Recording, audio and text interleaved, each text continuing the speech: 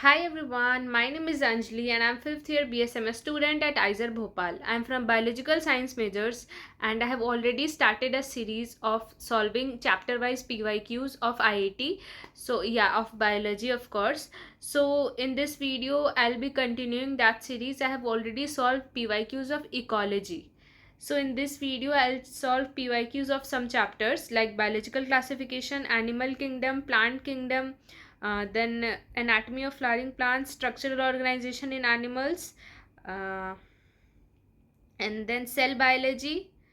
Yeah, so I'll solve PYQs of these chapters. And before starting the video, let me tell you that you must try to solve questions on your own. First pause it, solve yourself, and then check answer with me. I must know how you are doing. Like in comment section you can give your reasoning कि दीदी ये question ऐसे होगा. So let's start with the video. So first chapter which I am taking is biological classification. अगर तुम IIT के PYQs को analyse करो तो तुम देखोगे कि जितने रटने वाले चैप्टर्स हैं उन सबसे कम क्वेश्चन आया हुआ है और जितने एनालिटिकल चैप्टर्स हैं उन सबसे ज़्यादा क्वेश्चन आया हुआ है. सो देखते हैं. रटने वाला भी जो चैप्टर है सी, उसमें कोविड-19 पे क्वेश्चन दे रखा है आईआईटी 2022 में. तो तुम्हें समझना चाहिए किस तरह के क्वेश्चंस पूछते हैं. ये लोग एकदम डायरेक्ट तुम्हें वैसा नहीं देंगे कि बस ब्लाइंडली आंसर कर दो, वैसा बहुत कम है. तुम देखना अभी. So the first question is during the covid pandemic SARS-CoV-2 virus mutated multiple times, giving rise to many variations. What is the genetic material of the SARS-CoV-2 virus? तो ये तुम्हें पूछा है.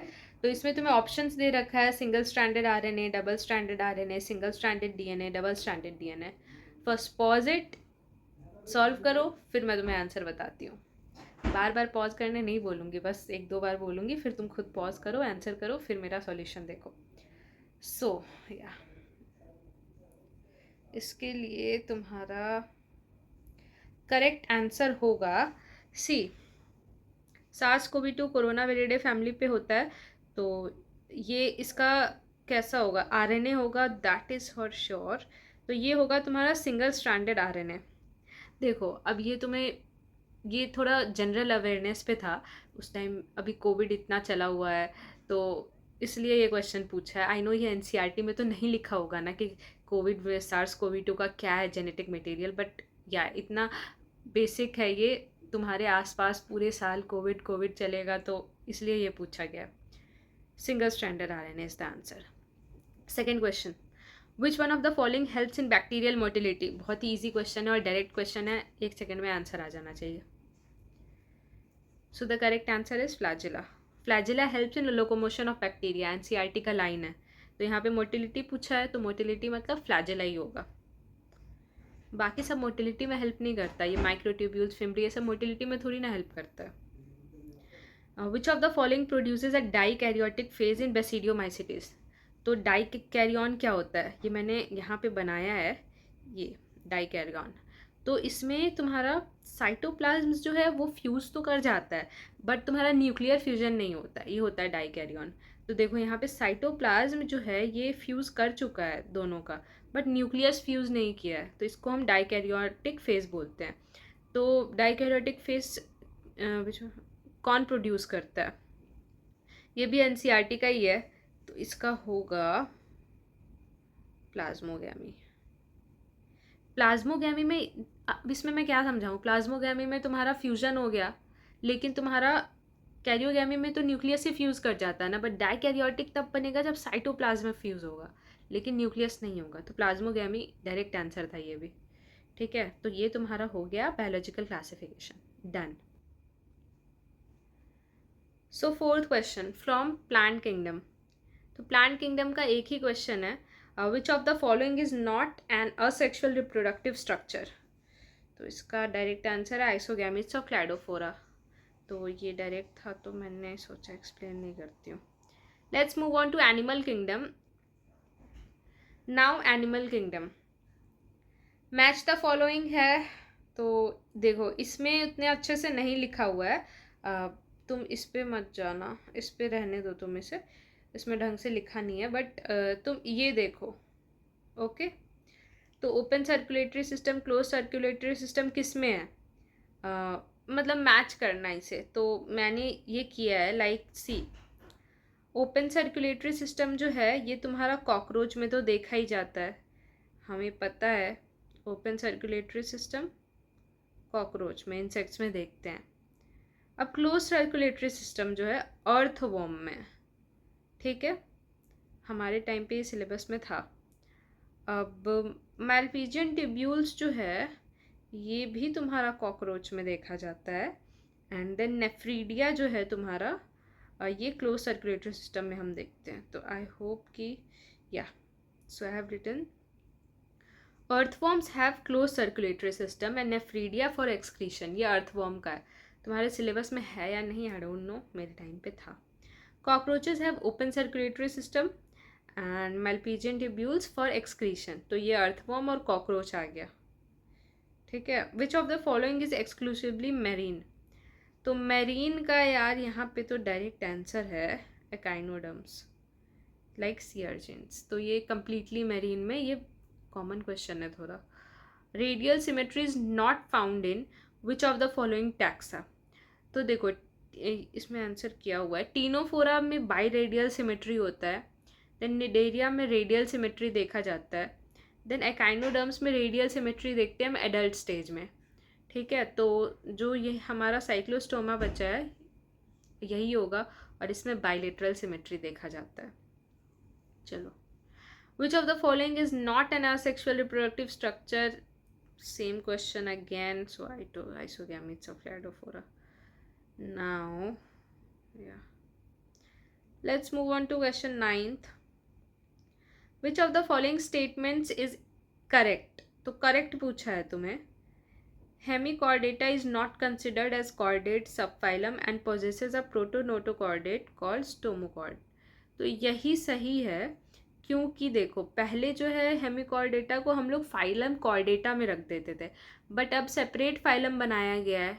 तो स्टोमोकॉर्डेट्स जो होता है वो रिजेंबल करता है नोटोकॉर्ड से, but structurally and functionally different होता है।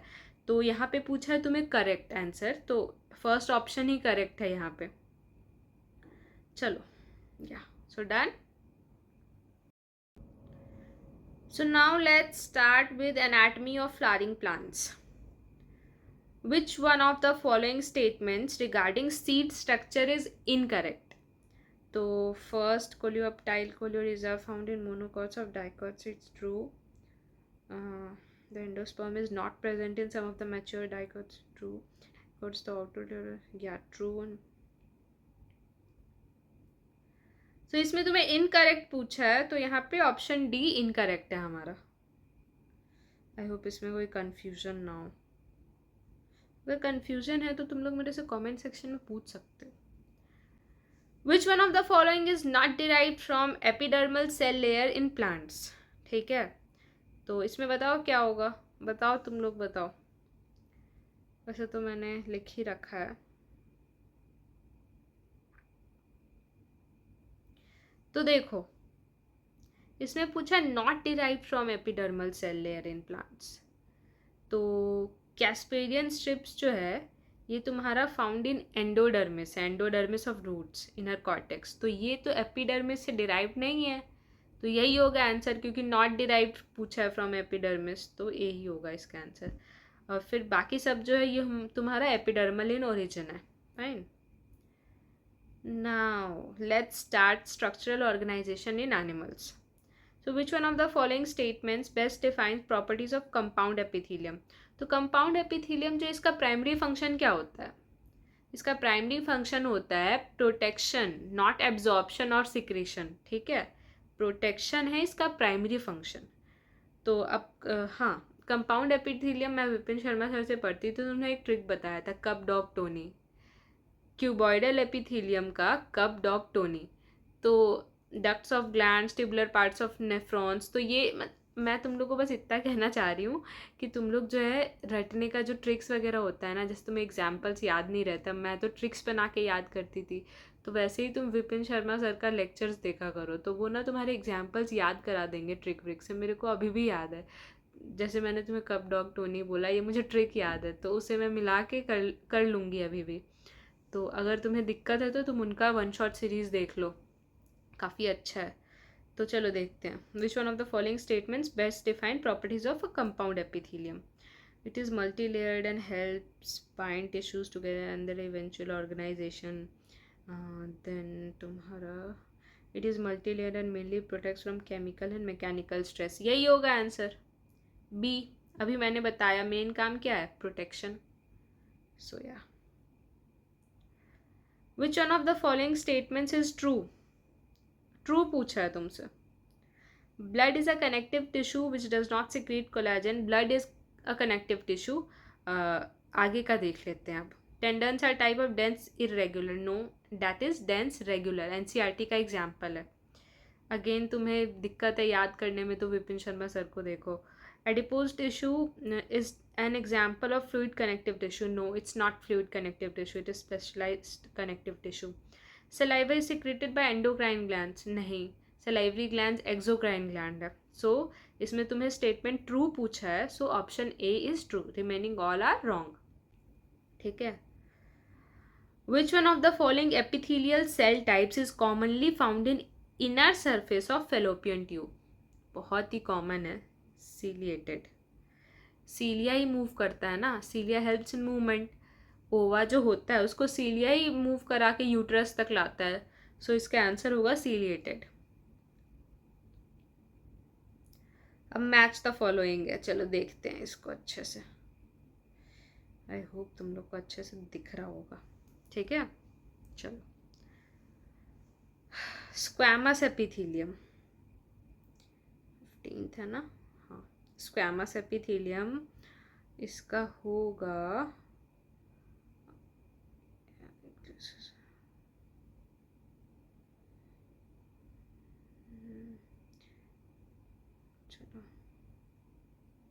सॉल्व करो.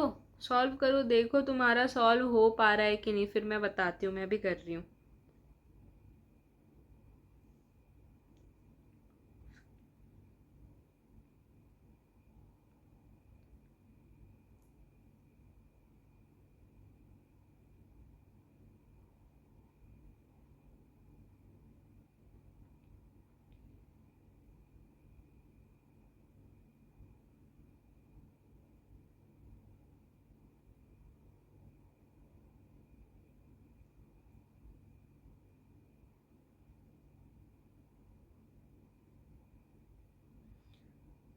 I have done. Have you people done? So yeah, you can see. तुम्हें अगर कुछ भी नहीं आता है ना इसमें, then also you can do ciliated epithelium. अब सीलिएटेड एपिथेलियम जो है, अभी जस्ट मैंने ऊपर बताया तुम्हें. इसमें कहाँ गया, या ये जो है तुम्हारा cilia helps in movement of ovum towards the uterus. तो सीलिया जो है इट हेल्प्स इन मूवमेंट. इतना तो तुम्हें मूवमेंट समझ आ गया, अभी जस्ट ऊपर बताया. सो इसका तो यही होगा, मूवमेंट ऑफ पार्टिकल्स. तो जब एस का 1 होगा तो तुम्हारा एक ही बचता है ना. बाकी सब भी देख लो. अब जैसे कि कॉलमनार एपिथेलियम है, तो कॉलमनार एपिथेलियम इसमें जो न्यूक्लियस होता है ये बेसल साइड होता है. ठीक है. और स्क्वैमस जो है ये सर्व्स एज डिफ्यूजन बैरियर. तो ऐसे मैच द फॉलोइंग कर लिया करो अपने हिसाब से. अब now let's move on to cell biology. Cell biology बहुत इंपॉर्टेंट है आईआईटी पॉइंट ऑफ व्यू से. बायोटेक्नोलॉजी भी बहुत इंपॉर्टेंट है, इकोलॉजी भी बहुत इंपॉर्टेंट है. तो अब सेल बायोलॉजी करते हैं. आराम से करना ये, ठीक है, अच्छे से. अब इसमें बोला है pick the incorrect out of the following statements regarding mitochondria. ठीक है, इनकरेक्ट पूछा है तुम्हें, तो ऑप्शंस रीड करो. Mitochondrial matrix contains single circular DNA molecules. तो ये तो सही है. द माइटोकॉन्ड्रियल मैट्रिक्स कंटेन्स सही है. The inner and outer membranes have identical sets of enzymes गलत है. तो तुम्हें पूछा इनकरेक्ट, सो ऑप्शन होगा C. Okay, identical sets of enzyme नहीं होता है बिकॉज इनर मेम्ब्रेन पे तुम देखो, inner membrane form cristae, it contains oxidative enzymes for respiration. And outer membrane जो है it contains enzymes for lipid synthesis and transports protein. So identical sets of enzymes तो नहीं है ना. सो इसका आंसर इनकरेक्ट पूछा है, तो इसका सी होगा 16 का. Let's move on to 17. Which of the following statements best describe the G0 phase of cell cycle? G0 phase, ये तो बहुत कॉमन क्वेश्चन है, नीट में भी बहुत पूछा आता है, तो देख के ही पता चल रहा है. A the cells in the are dying, lame joke है, मतलब लेम है. Cells are highly proliferative, no. Cells are metabolically active, yeah, this is true. Metabolically active but not dividing. So answer C होगा. यार ये मैं क्या कर रही हूँ, हाईलाइट करना है. अब तुम्हें पूछेगा एग्जाम्पल तो तुम नर्व और कार्डियक सेल बोल सकते हो. G0 फेज में सेल्स जो होता है मेटाबॉलिकली एक्टिव होता है, डिवाइड नहीं कर रहा होता, but it is metabolically active. Okay.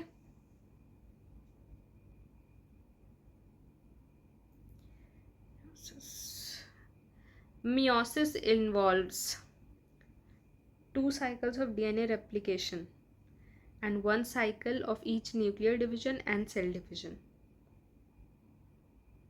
9. 2 cycles each of DNA replication, nuclear division and cell division. 9. C. 1 cycle each of DNA replication, nuclear division and cell division. 9. D. 1 cycle of DNA replication but 2 cycles of nuclear and cell division. So this is the correct answer, क्योंकि एक cycle DNA replication का होता है but 2 cycle nuclear and cell division का होता है, क्योंकि meiosis 1 और मियोसिस 2, तो इसलिए 2 cycle.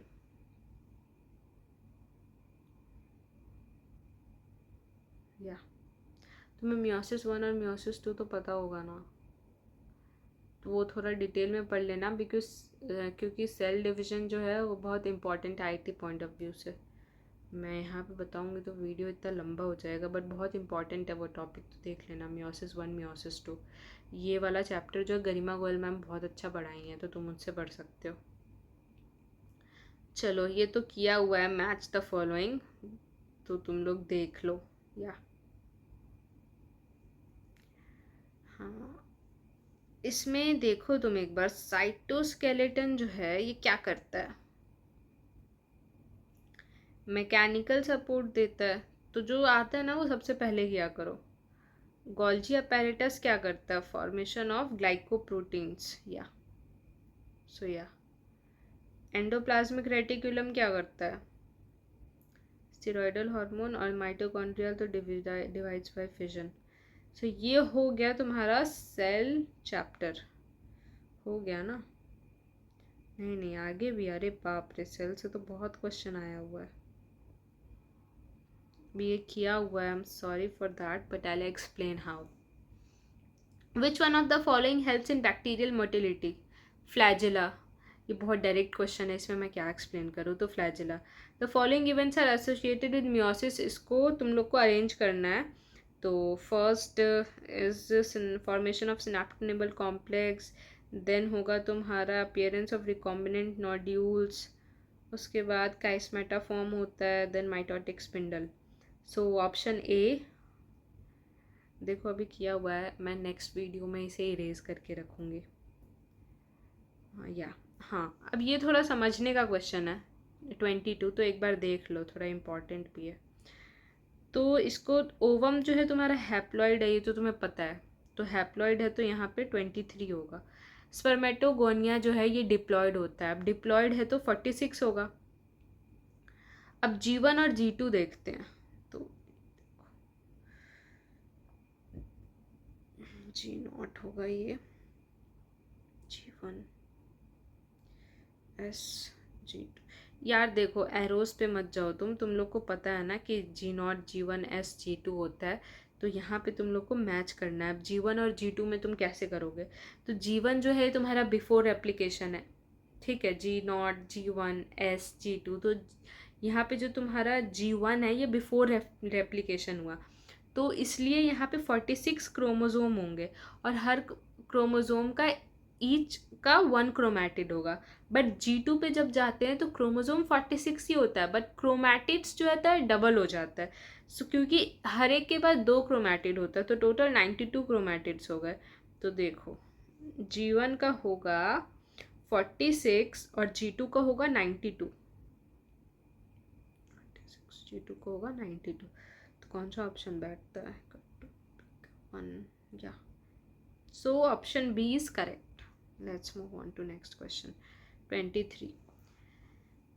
Let x be the perpendicular distance from centrosome of each chromosome to the equatorial plane of human cell. Which one of the following cell cycle stages is most likely to have the highest average value of x? तो देखो anaphase ही होगा। क्यों? क्योंकि देखो anaphase क्यों, देखो metaphase पे ऐसे रहता है ना, एनाफेज हमारा ऊपर चला जाता है। यार मैं अच्छे से एक्सप्लेन नहीं कर पाती हूँ, या मैं पहली बार पढ़ा रही हूँ, बट तुम लोग को समझ आया है? इसमें ना तुम लोग को डिस्टेंस पूछा है from the centromere of each chromosome to the equatorial plane of human cell.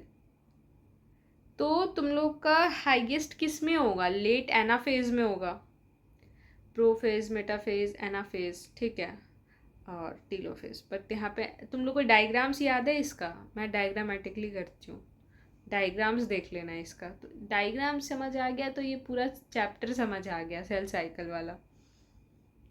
A mitotic drug inhibits microtubule formation. Which one of the following stages of karyokinesis will be first to get affected by drug? ये drug जो है ये तुम्हारा microtubule formation को inhibit कर देता है, microtubule formation को इनहिबिट कर देता है ये ड्रग। तो कौन सा स्टेज सबसे पहले अफेक्ट होगा? इसका आंसर जो है ना, इसका आंसर मेरे ख्याल से प्रोफेज ही होगा, आई गेस प्रोफेज। क्योंकि देखो यहाँ पे तुम लोग को पूछा which will be first to get affected by the drug.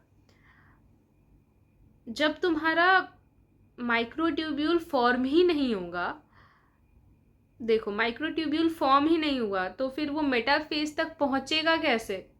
Metaphase plate पे ऐसे होता है ना, अब माइक्रोट्यूब्यूल्स ही नहीं फॉर्म हुआ है तो मेटाफेज पे वो कैसे अलाइन होगा? इसलिए इसका आंसर मेटाफेज नहीं होगा। अगर माइक्रोट्यूब्यूल का फॉर्मेशन ही इनहिबिट हो जाएगा तो सबसे पहले प्रोफेज अफेक्ट होगा। आई hope that it's clear. Which one of the following statements about meiosis in sexually reproducing plants is incorrect? Incorrect पूछा है। The first option is the end products of meiosis 2 are haploid gametes. ये question में काफ़ी doubt होता है लोगों को, तो इसका आंसर जो इनकरेक्ट में ए ही होगा। Why? Because end products of meiosis 2 in plants पूछा है, in plants are haploid gametes नहीं, गैमिटोफाइट। तो देखो यहाँ पे लिखा होगा या so they are haploid gametophyte plants में, that is not gamete. So I hope that it's fine. अब बायोमोलिक्यूल से हम लोग नेक्स्ट वीडियो में करेंगे। तो इतना मेरे को, I hope that this video was helpful and if yes I will continue the series, if not please tell in comment section. मुझे मेहनत करने का कोई ज़्यादा शौक नहीं है, बट या आई hope that this video will be helpful for you all. So thank you and have a nice day. And comment section में ज़रूर कमेंट करना कि तुम्हारा कितना सही हुआ है। अभी तक मैंने कितने 25 क्वेश्चन कराए हैं, तो 25 क्वेश्चन में तुम्हारे कितने सही हुए हैं। कंपटीशन का भी पता चलेगा उससे, और मेरा एक्सप्लेनेशन कहीं कुछ तुम्हें लगा होगा कि ये गलत आंसर है तो तुम प्लीज़ कमेंट सेक्शन में मुझे बता देना। Thank you.